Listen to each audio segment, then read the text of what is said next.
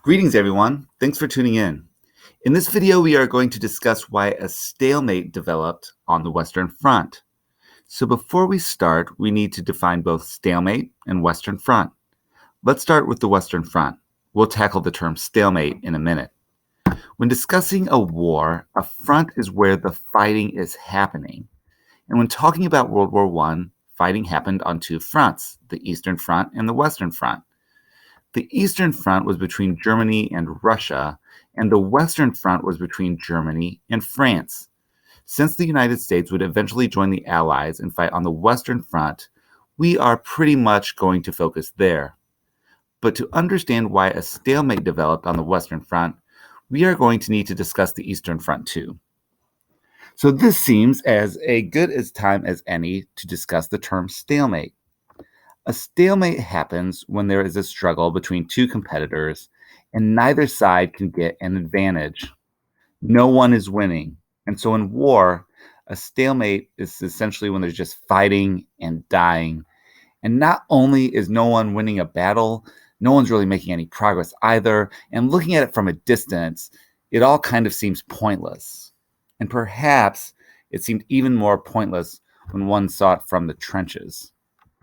So how did this stalemate develop on the Western Front? To understand that, we should look at Germany, which may have been the most powerful country of all of the combatants in World War I.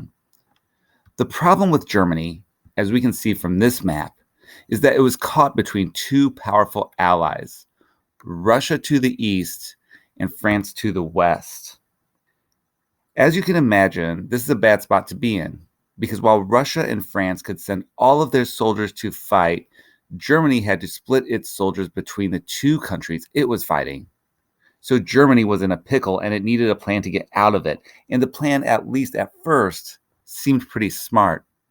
The idea came from German Field Marshal Alfred von Schlieffen.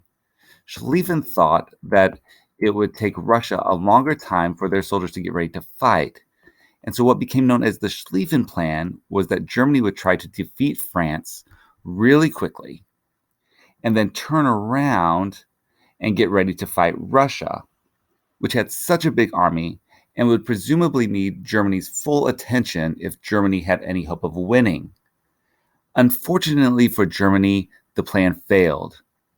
Big time. It failed because Russia mobilized, which means that it just got ready for war, much faster than Germany expected. That means that Germany didn't have enough time to defeat France, which is what the whole Schlieffen Plan relied on. Of course, that means Germany had to split its forces, and that means that Germany was not going to be able to overwhelm any of its enemies. When the Schlieffen Plan failed, the Germans dug massive trenches, and the French did the same. In those trenches, if one went above ground, they would have been vulnerable to being shot with a machine gun. And while World War I warfare did entail a great deal of World War I soldiers going over the top, which is where soldiers would run out of their trench and try to attack their enemy, you could probably imagine that those poor soldiers often didn't get too far. And unfortunately, many of them were mowed down pretty quickly. And that type of warfare was just not very good at making much progress. As a matter of fact, that type of warfare is great for not making progress at all. And so a combination of a divided Germany and trench warfare resulted in a stalemate on a Western Front. Thanks for watching.